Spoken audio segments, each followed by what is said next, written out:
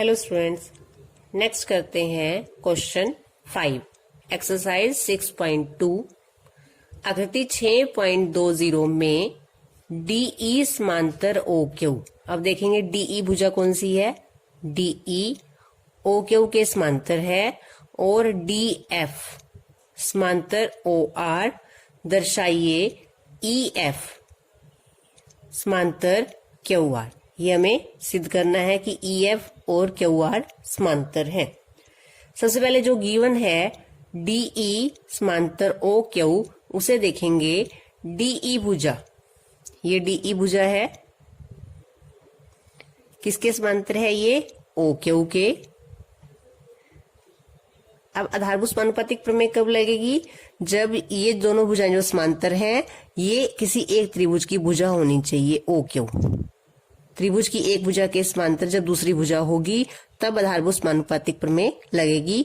तो O Q को देखना है हमने कि कौन सी त्रिभुज की है ये भुजा O Q.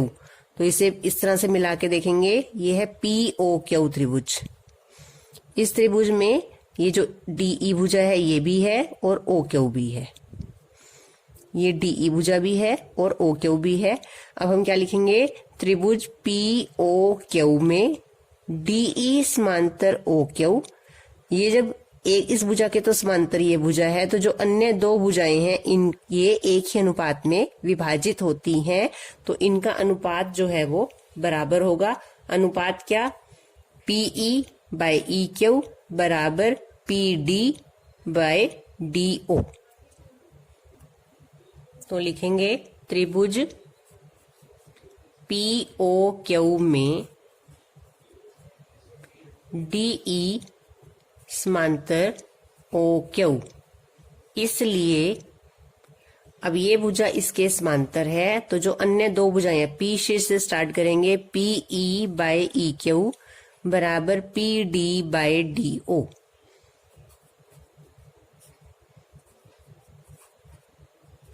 P D by D O आधारभूत समानुपातिक प्रमेय। अब आपको ये लिखना आ गया होगा कि किस तरह से त्रिभुज की जब एक भुजा के समांतर कोई भुजा होती है तो अन्य दो भुजाएं समान अनुपात में विभाजित होती हैं। पीई इधर से स्टार्ट करना है। ओ क्यू भुजा तो समांतर है इसके भुजा, तो जो तीसरा शेष बचता है त्रिभुज का, वहां से स्टार्ट करना है अनुपात लेना। इसी तरह से अब जो हमें और क्या गिवन है? डीएफ समांतर ओ आर। तो डीएफ पे निशान लगाएंगे। ये डीएफ भुजा है, ये ओ आर है। अब ओ आर भुजा कौन सी त्रिभुज में है? ये है पी ओ आर में।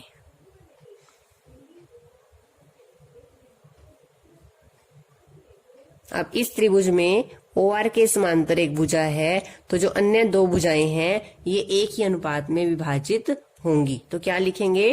त्रिभुज पी ओ आर में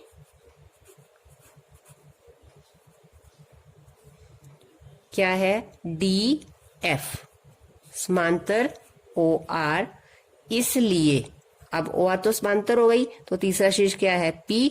पी से स्टार्ट करेंगे। P F by F R. P F by F R बराबर क्या होगा? P D by D O. आधारभूत समानुपातिक प्रमेय। आधारभूत समानुपातिक प्रमेय कब लगती है? जब हमें भुजा समांतर पता हो, तब अन्य भुजाएं एक ही अनुपात में विभाजित होती हैं। यह है समीकरण 1 और ये 2। दोनों समीकरण को देखेंगे तो दोनों की राइट हैंड साइड सेम है, तो इसलिए लेफ्ट हैंड साइड भी इक्वल होगी। तो समीकरण 1 और 2 से P D by D O दोनों साइड है, तो ये दोनों भी क्या होंगे? बराबर पीई बाय ई क्यू बराबर P F by F R. यहां तक अब हमारे पास आया है PE by E Q. PE by E Q बराबर P F by F R. ये सिद्ध हो चुका है। और अगर ये अनुपात बराबर है PE बाई EQ बराबर PF बाई FR। अगर इन दो भुजाओं का अनुपात बराबर है तब क्या होगा, इस त्रिभुज PQR में QR के समांतर भुजा है EF। ये क्या है, आधारभूत समानुपातिक प्रमेय का विलोम। एक बार यहां समझेंगे इसे कि अगर किसी त्रिभुज में PQR कोई त्रिभुज है और EF कोई भुजा है, यदि PE बाय EQ बराबर हो PF बाय FR, यदि ऐसा हो, हम नहीं कह रहे, यदि ऐसा हो तो EF समांतर होता है QR, इसलिए EF समांतर होता है QR के। ये है आधारभूत समानुपातिक प्रमेय का विलोम। तो इसी तरह से इस क्वेश्चन में हमारे पास आया है PE बाई EQ बराबर PF बाई FR। तो इन दोनों त्रिभुज की जो भुजाएं हैं उसमें QR समांतर होगा EF के।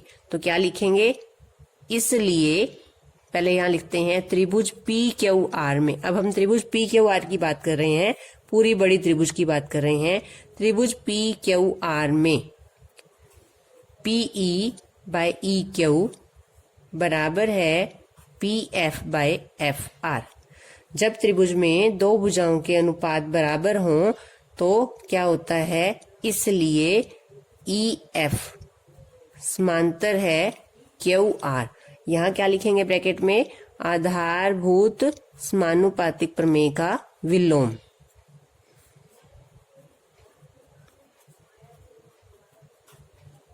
यदि अनुपात बराबर हो तो रेखाएं समांतर होती हैं, और यही हमने सिद्ध करना था, EF समांतर QR। तो लिखेंगे हैंस प्रूव्ड।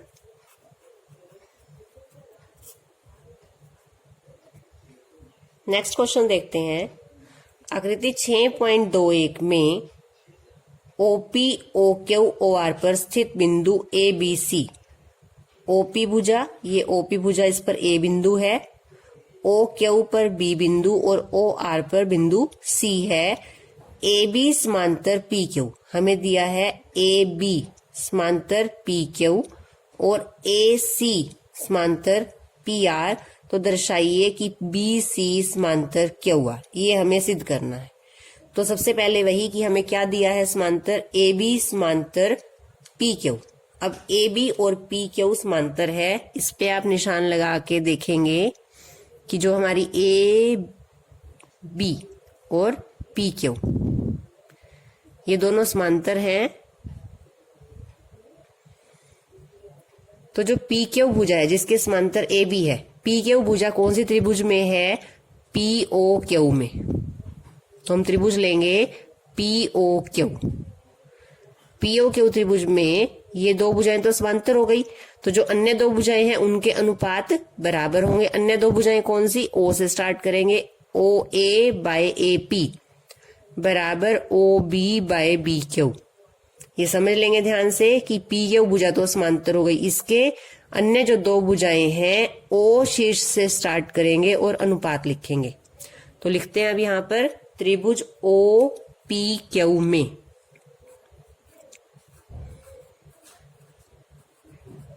समांतर क्या है, AB समांतर PQ। इसलिए अब PQ तो समांतर हो गई, तीसरा शेष क्या है, O। तो आपने O से स्टार्ट करना है, ये समझना है। और जब भी हमें समांतर भुजाएं दे रखी हों तो हमारी आधारभूत समानुपातिक प्रमेय लगती है। और यहाँ देखेंगे इन जो त्रिभुज का नाम है, यहाँ पे आपकी एक भुजा तो समांतर आ जाएगी PQ। जो तीसरा शेष बचेगा वहां से अनुपात लिखना स्टार्ट करना है। तो O से स्टार्ट करेंगे, पहली भुजा का लिखेंगे पहले, फिर दूसरी भुजा का लिखेंगे। OA बाय AP बराबर OB बाय BQ। आधारभूत समानुपातिक प्रमेय। अब आपको अच्छे से पहचान हो गई होगी, जैसे ही हमें त्रिभुज की भुजाएं समांतर दे रखी हों तो हमें पता है कि वहां पर क्या लगेगा, आधारभूत समानुपातिक प्रमेय। इसी तरह से अब अगली भुजा कौन सी समांतर है, AC और PR। अब AC भुजा जो है वो हमारी PR भुजा के समांतर है। तो अब ये PR के समांतर है। PR कौन सी त्रिभुज में आ रही है? POR में। तो अब हम लिखेंगे त्रिभुज POR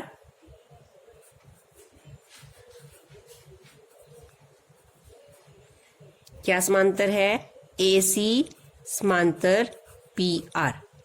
त्रिभुज के नाम में देखेंगे PR तो समांतर हो गई, तीसरा शीर्ष क्या बचा? O से स्टार्ट करेंगे और इनके अनुपात लेंगे। कौन सी भुजा के? OP का और OR का। OA बाय AP बराबर OC by CR। OA by AP बराबर OC बाय CR आधारभूत समानुपातिक प्रमेय।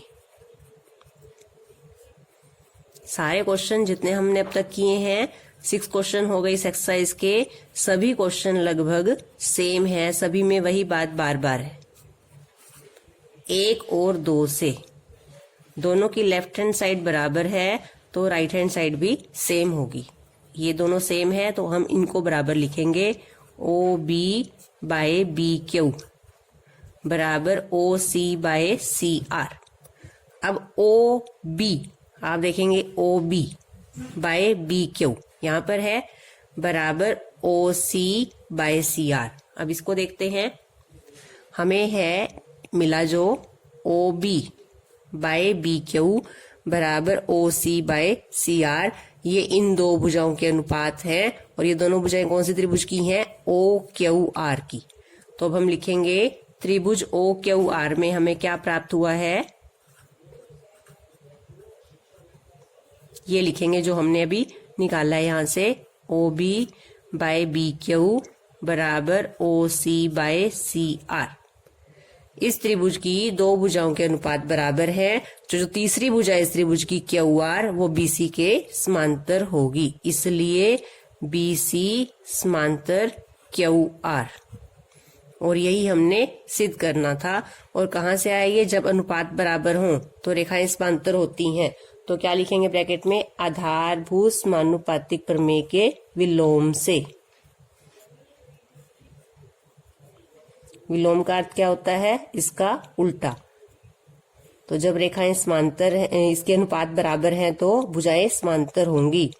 आधारभूत समानुपातिक प्रमेय का विलोम। और यही हमने सिद्ध करना है।